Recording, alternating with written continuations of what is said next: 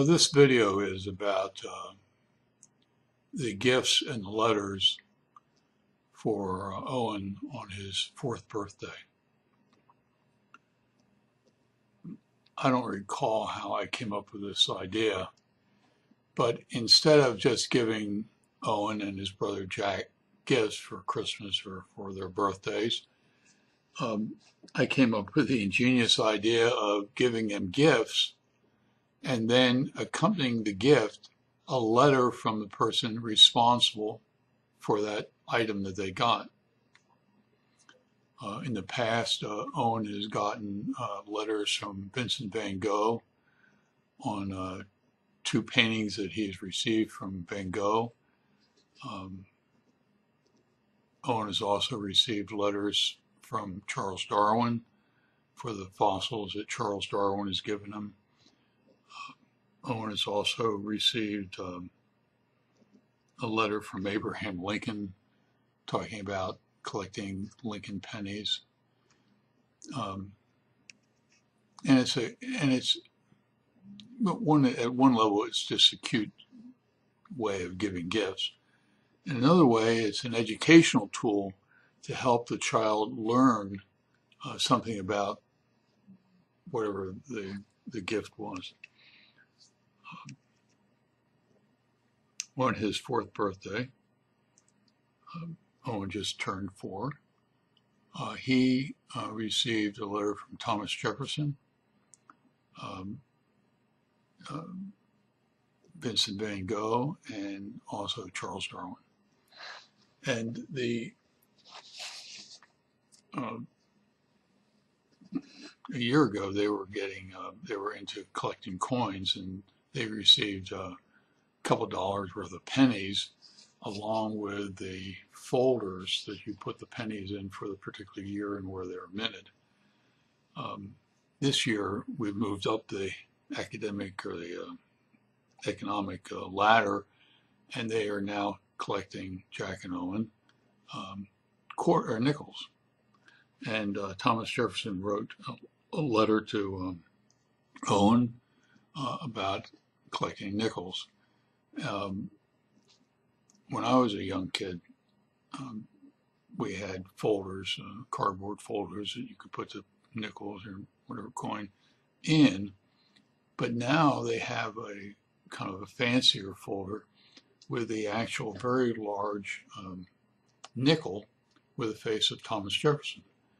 So another funny idea that I came up with, instead of giving him that, I give him the folder, but then I take a picture of Owen, cut it out, and then glue it onto the picture of Jefferson on the nickel. And they thought that was cute with Lincoln, and they thought it was cute with Jefferson.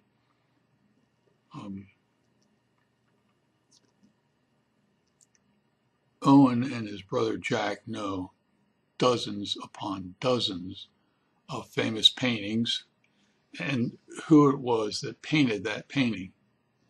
And it's absolutely amazing, their memory and their interest in understanding the arts. I taught art history in subsections as a teaching assistant while I was still in college.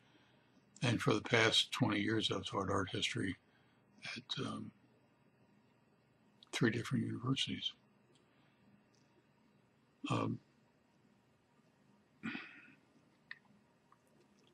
And I don't understand. I mean, I put together an art history book for Jack and Owen, and it's just a loose leaf binder and with pages of paintings. And they know William Turner, Claude Monet, Vincent van Gogh, Michelangelo, Vermeer, Marc Chagall, just the list goes on and on and on. And what intrigues me is what it is that intrigues them about a particular painting. There are certain paintings they'll go through and say, that's who did it, and they're not particularly turned on by that particular painting, but you go over. Um, last year, it's just been over a year, Owen was being taught by me art history, and he saw one of Van Gogh's paintings called The Bedroom at Arles. Um, and he absolutely loved it. And I asked him, I said, what was it about this painting that interested you? And he says, it's just like my bedroom. It's exactly like my bedroom. And if you look at his bedroom and the painting, they are fairly close. A year or so before that, when he's 4 now, so he was just over 2. Um, and, and, and he was still not able to articulate feelings and things like that. But I have a picture of him pointing directly at another Van Gogh painting, and it's called The Drawbridge at Arles with Washerwoman. There are a couple different titles for it, but it's Van Gogh's done about 2 or 3 different paintings about that particular drawbridge, and one of them has some washerwomen along the riverside washing clothes. And every time he would go past that painting, he would put his finger on the painting, just pointing it at, and I wish that he was old enough to have told me what was it that fascinated him about that painting. But he still loves that painting, and that painting is now in his bedroom. On his birthday, he received from Van Gogh a painting that was called The Red Vineyard near Arles. So Owen has now 3 Van Gogh paintings, and all 3 of them were painted down in southern France near a place called Arles. It's a little town. And I'm not sure exactly what fascinated Owen initially with the Red Vineyard near Arles. It is the only painting that Vincent van Gogh sold during his entire lifetime, and he painted hundreds upon hundreds of paintings. But the Red Vineyard is the only one that he was able to sell. And I'm not sure whether initially just simply the red, vivid red colors of the vineyard were the things that interested Owen in that painting. And I really honestly don't know what it was that fascinated him about it. But once I realized he was interested in the painting, I said to him that a vineyard is kind of a place where they grow grapes, and grapes can be made into wine so that adults can drink wine. But if you just take the grape and just let it dry, it becomes a raisin. And that concept of drying a grape and it becoming a raisin fascinates Owen. If you ever are in Owen's bedroom and you look at that painting, he will explain to you that vineyard grows grapes and raisins. He just is.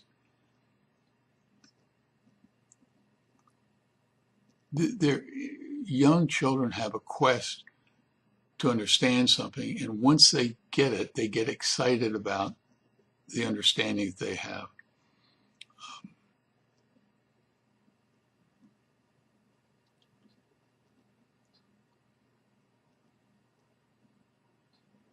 They know dozens of painting in the painter that painted the masterpiece, but they also are into fossil collection.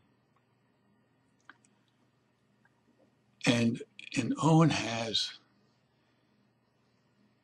an absolute fascination with fossils that are shiny. He has a clam that he just absolutely loves, a large fossilized clam that is very, very shiny. He also has something called dinosaur cropolite, and it is originally it was a large chunk, and then they cut it into slices, and then on both the right and left hand slice of that fossil, they buffed the edges or the sides, and the cropolite is absolutely beautiful. A lot of fossils have been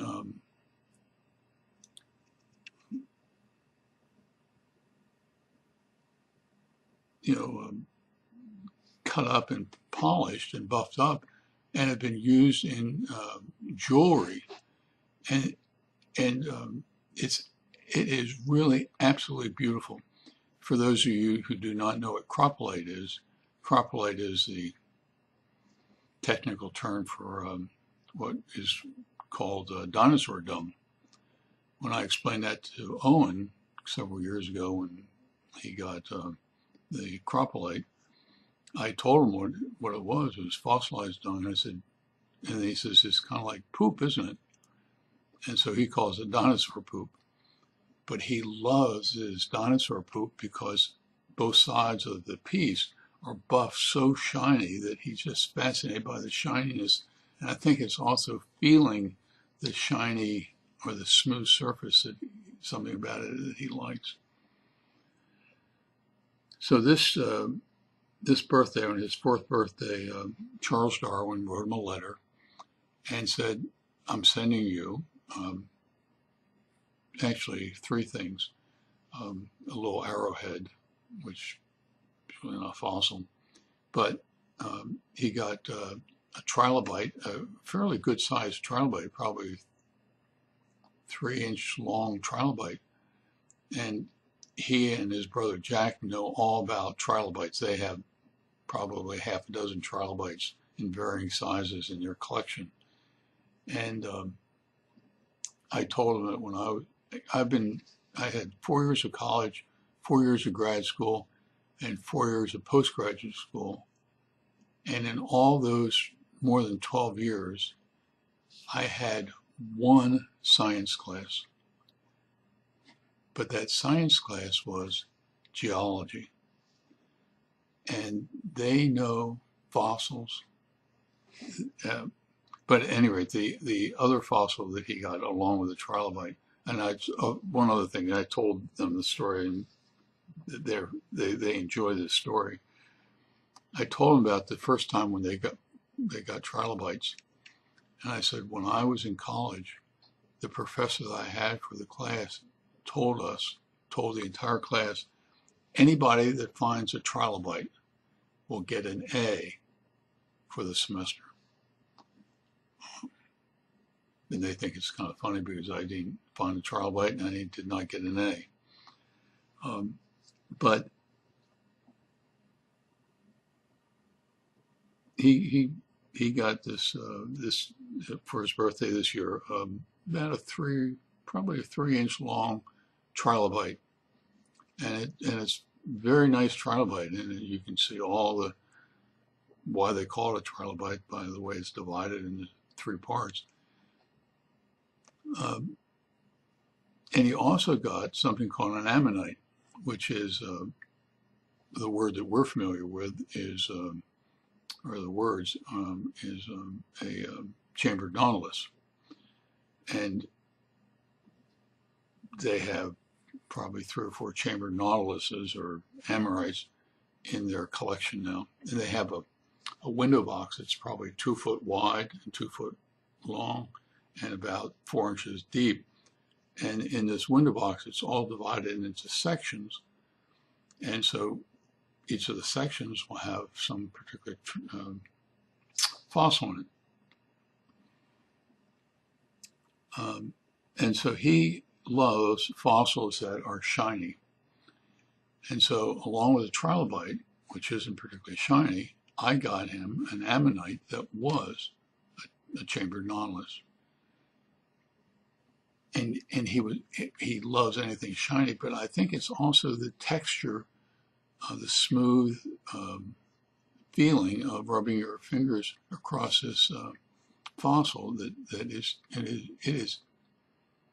for a fossil, it's quite beautiful. And so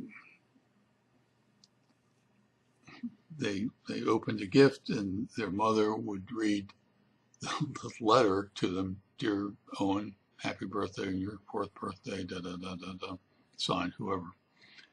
And they look forward to Christmases and birthdays because they've gotten used to this tradition that has been built up.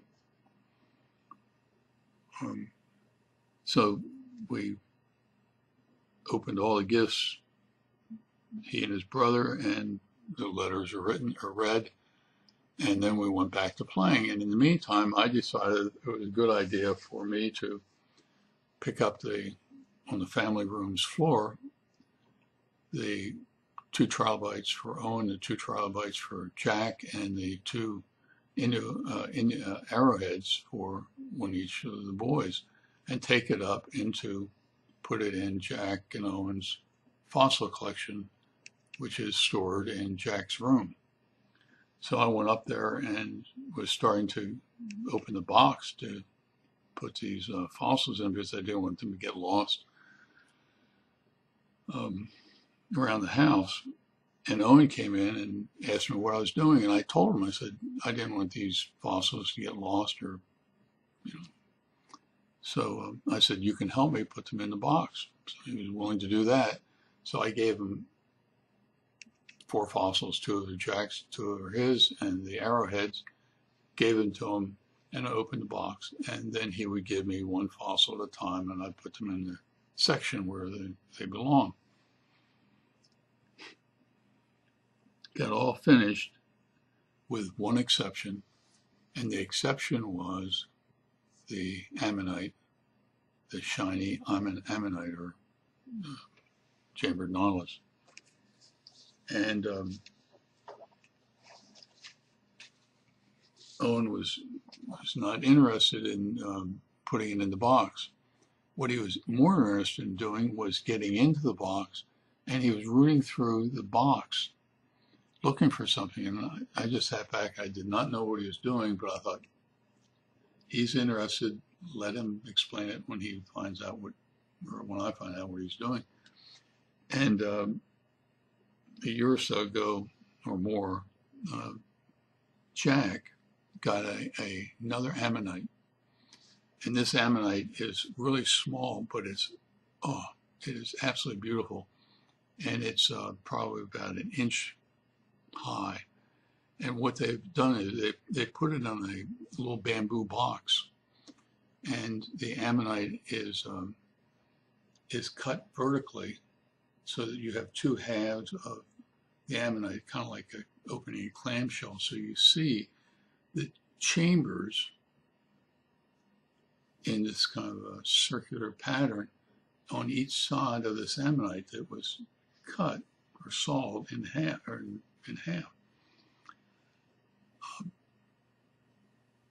And that was Jack's gift, either last Christmas or his birthday or some other time. And he had picked up Jack's gift, and he was looking at it, and so I thought, well, I'll explain it to him again. He says, you know. And he says, yeah, I know. He says, it's just like my gift. And this 4-year-old, just turning 4, says, that fossil is the same kind of fossil as this chambered nautilus. A 4-year-old. I was amazed at his intellectual ability. So I figured that was the end of the story. I was ready to get back to putting all the pieces back into the box and going out and play with them. That's not what Owen wanted to do. So I watched Owen, and he goes over the box and starts going through the fossils. Pulls out another fossil, and guess what it was? Another fossilized ammonite. He says, Papa, see this? This is the same thing. Do you see how they curl around here? This curls around. These are the same fossils. He was absolutely concerned that I would understand what this fossil was.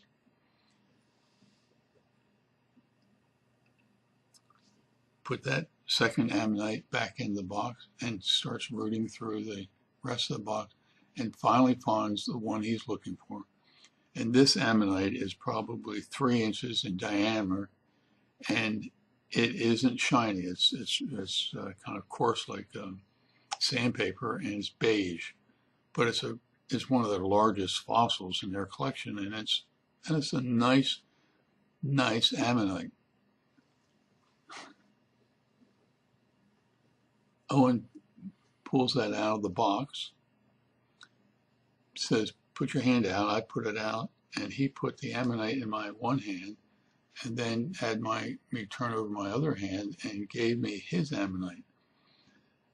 And he says, "See, look at this." He says, "These are the same kind of fossil." And he's pointing out how the chambered nautilus is kind of circular, and you could see the circular pattern in the one. You could see the same thing in the other one. So he's received a gift. So he gets a gift, but that's not the end of the story. He wants to teach you, or to me, so that he made sure that I understood something that he understood. So he's not only smart, but he's also caring.